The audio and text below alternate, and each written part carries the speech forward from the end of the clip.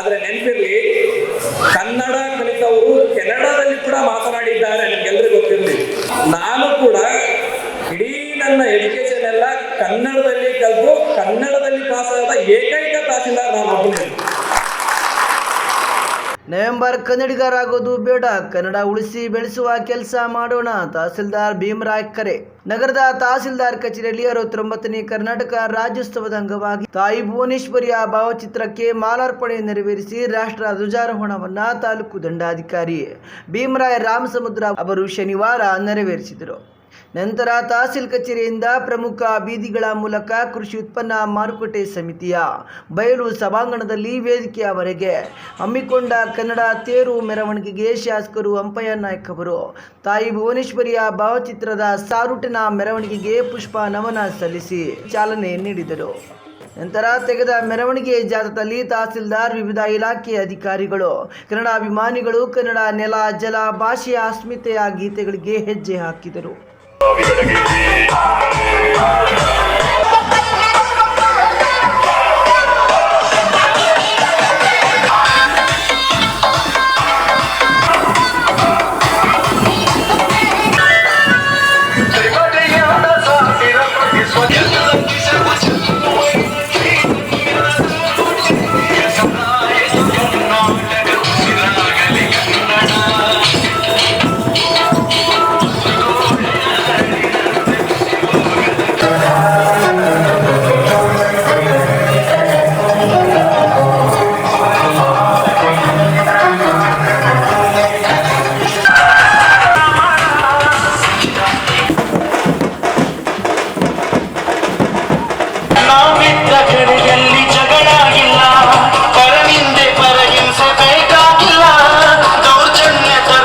ವೇದಿಕೆಯ ಕಾರ್ಯಕ್ರಮವನ್ನು ಉದ್ಘಾಟಿಸಿ ಮಾತನಾಡಿದ ಶಾಸಕರು ಅಂಪಯ್ಯ ನಾಯ್ಕರು, ಕನ್ನಡ ಭಾಷೆ ಎಂಬುದು ಎಲ್ಲರಿಗೂ, ಕನ್ನಡ ಎನ್ನುವುದು ಸಂಸ್ಕೃತಿ, ಕನ್ನಡ ಎನ್ನುವುದು ಇತಿಹಾಸ, ಕನ್ನಡ ಎನ್ನುವುದು ಈ ನೆಲ ಜಲ ಸಂಪತ್ತು, ಕನ್ನಡ ಎನ್ನುವುದು ಬದುಕು, ಕನ್ನಡ ಎನ್ನುವುದು ಹೆಮ್ಮೆ, ಕನ್ನಡಿಗರು ಎನ್ನುವುದು ಹಿರಿಮೆ ಎಂದು ಹೇಳಿದರು.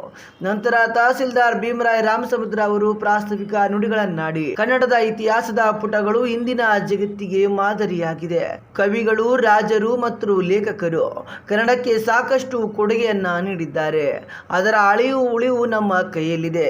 ನಾವೆಲ್ಲರೂ ನವೆಂಬರ್ 1ಕ್ಕೆ ಮಾತ್ರ ಕನ್ನಡಿಗರಾಗದೆ ಕನ್ನಡ ಭಾಷೆಯ ಬಗ್ಗೆ ಕೀಳರಿಮೆ ಇಲ್ಲದೆ ಭಾಷೆಯನ್ನ ಬಳಸುವ ಮನೋಭಾವ ರೂಢಿಸಿಕೊಂಡರೆ ಭಾಷೆ ತಾನಾಗಿಯೇ ಬೆಳೆಯುತ್ತದೆ.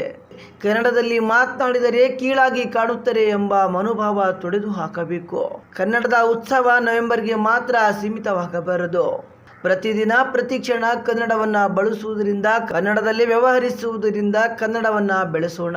ಜಗತ್ತಿನ ಮೂಲೆ ಮೂಲೆಯಲ್ಲಿ ಕನ್ನಡತನವನ್ನ ಪಸರಿಸಲು ಕಂಕಣ ಬದ್ಧರಾಗೋಣ ಎಂದರು.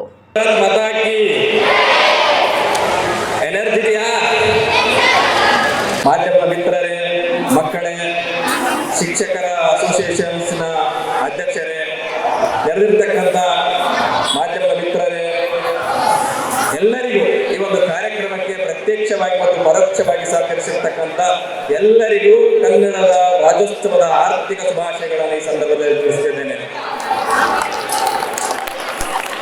ಆತ್ಮೀಯರೇ,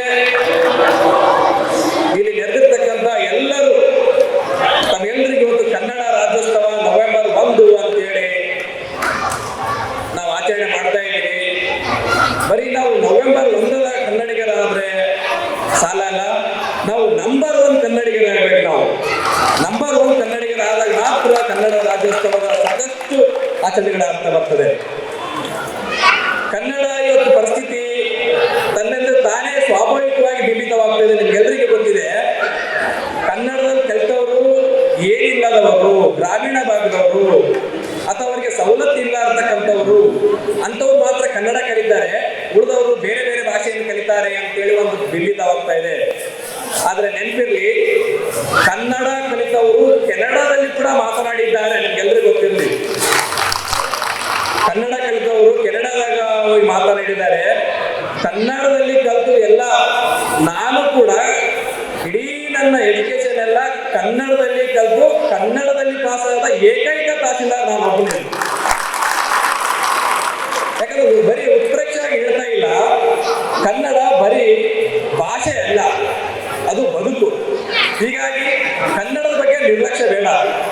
ಕನ್ನಡವನ್ನು ಅಪ್ಪಿಕೊಂಡ್ರೆ ಕನ್ನಡ ನಿನ್ನನ್ನು ಅಪ್ಪಿಕೊಳ್ತದೆ. ಹೀಗಾಗಿ ಕನ್ನಡ ಬಗ್ಗೆ ನಾವು ನಿರ್ಲಕ್ಷ್ಯತೆಯನ್ನು ದಯವಿಟ್ಟು ಯಾರು ಮಾಡಬಾರ್ದು. ಹೀಗಾಗಿ ಕನ್ನಡ ಬಗ್ಗೆ ಇಲ್ಲಿ ಕರ್ನಾಟಕ ಸರ್ಕಾರ ಕನ್ನಡದ ಕಾಯಕ ವರ್ಷ ಅಂತೇಳಿ ಮಾಡ್ತಾ ಇದೆ. ನಾವು ನೀವೆಲ್ಲರೂ ಕೂಡ ಕನ್ನಡ ಬಗ್ಗೆ ಜಾಗೃತಿ ಮೂಡಿಸಬೇಕಾಗಿದೆ.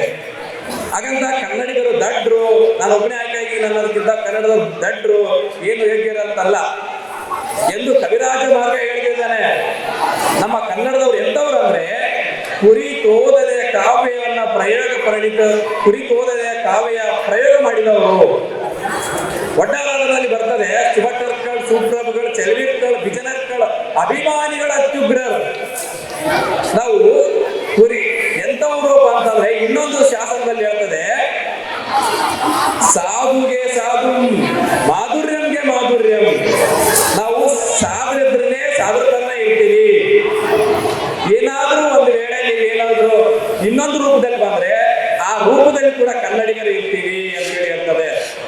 ಸೊ ಹಾಗಾಗಿ ಕನ್ನಡಿಗರು ಹಿಂದುಳಿದವರು, ಕನ್ನಡದವರು ನಿರ್ಲಕ್ಷ್ಯಕ್ಕೊಳಗಾದವರು, ತುಳಿತಕ್ಕಾದವರು, ಕನ್ನಡದ ಸವಲತ್ತಿಲ್ಲದವರು, ಗ್ರಾಮೀಣ ಭಾಗದವರು ಅಂತ ಅವ್ರ ಪರ ಕನ್ನಡ ಆಗಬಾರ್ದು. ಕನ್ನಡದಲ್ಲಿ 1,91,791 ವಿಸ್ತೀರ್ಣ ಇರತಕ್ಕಂಥ ಈ ಕರ್ನಾಟಕದಲ್ಲಿ ನೆಲೆಯಿರ್ತಕ್ಕಂಥ ಎಲ್ಲರೂ ಕನ್ನಡಿಗರಾಗಬೇಕು. ಹೀಗಾಗಿ ಈ ನೆಲದ ಭಾಷೆ, ನೆಲದ ಋಣ, ನೆಲದ ಗಾಳಿ, ನೆಲದ ಪ್ರತಿಯೊಂದು ಸವಲತ್ತನ್ನು ಪಡೆದುಕೊಂಡು ನಾವು ಇನ್ನೊಂದು ಭಾಷೆಯ ಗುಲಾಮರಾಗಬಾರ್ದು. ಯಾಕಂದ್ರೆ ಕನ್ನಡ ನಮ್ಮ ಎತ್ತ ತಾಯಿ, ಬೆಳೆಸಿದ ತಾಯಿ. ಇಂಥ ತಾಯಿಗೆ ನಾವು ಯಾವತ್ತೂ ಕನ್ನಡಕ್ಕೆ ದ್ರೋಹ ಮಾಡಬಾರ್ದು. ಹೀಗಾಗಿ ತಾವೆಲ್ಲರೂ ಕನ್ನಡದ ಬಗ್ಗೆ ಜಾಗೃತರಾಗಬೇಕು. ಇನ್ನು ಕನ್ನಡವನ್ನ ಅವ್ರು ಬೆಳೆಸ್ತಾರೆ, ಇವ್ರು ಬಳಸ್ತಾರೆ, ಕನ್ನಡ ಅವ್ರು ಸತ್ತು, ಆ ಸಂಘಟನೆಯವರು, ಆ ಪತ್ರಕರ್ತರು ಕನ್ನಡ ಮಾತ್ರ ವ್ಯಾಪ್ತಿಗೊಳಪಡಿಸಬಾರ್ದು. ಕನ್ನಡವನ್ನ ನಾವಾಗ್ಲಿ, ನೀವಾಗ್ಲಿ, ಪ್ರತಿಯೊಬ್ಬ ಕನ್ನಡಿಗರ ಕಟ್ಟಿದಾಗ ಮಾತ್ರ ಈ ಕನ್ನಡದ ಕಟ್ಟುವ ಕೆಲಸಕ್ಕೆ ಒಂದು ಅರ್ಥ ಬರ್ತದೆ. ಹೀಗಾಗಿ ಕನ್ನಡದ ಬಗ್ಗೆ ಹೇಳ್ತಾ ಹೋದಂಗೆಲ್ಲ ಸುಮಾರು ನಾವು ಎಲ್ಲೇ ಇರಲಿ 2000 ಐತಿಹಾಸಿಕ ಹಿನ್ನೆಲೆ ಇರ್ತಕ್ಕಂಥ ಕನ್ನಡವನ್ನ ನಾವು ಸುಮಾರು ವರ್ಷಗಳ ಕೊಂಡೋಗ್ಬೇಕಾಗಿರ್ತಕ್ಕಂಥದ್ದು. ಈ ಒಂದು ಕನ್ನಡ ರಾಜ್ಯೋತ್ಸವಕ್ಕೆ ಇವತ್ತು ಮಾನ್ಯದಲ್ಲಿ ನಡೆದಿರ್ತಕ್ಕಂಥ ನಂತರ ತಾಲೂಕು ಆಡಳಿತ ವತಿಯಿಂದ ಕನ್ನಡ ವಿಷಯದಲ್ಲಿ 125ಕ್ಕೆ 125 ಅಂಕ ಗಳಿಸಿದ ವಿದ್ಯಾರ್ಥಿಗಳಿಗೆ ಶಾಸಕರು ಸನ್ಮಾನಿಸಿ ಗೌರವಿಸಿದರು. ಸರ್ಕಾರಿ ಬಾಲಕರ ಪ್ರೌಢಶಾಲೆಯ ಮುಖ್ಯೋಪಾಧ್ಯಾಯರಾದ ಮೆಹಬೂಬ್ ಪಾಷಾ ಅವರು ಉಪನ್ಯಾಸವನ್ನ ನೀಡಿದರು. ಭಾರತೀಯನೆಂದು ಗರ್ವದಿಂದ ಬಾಳು ನೀ ಕನ್ನಡಿಗನೆಂದು, ಸಾವಿರ ಭಾಷೆ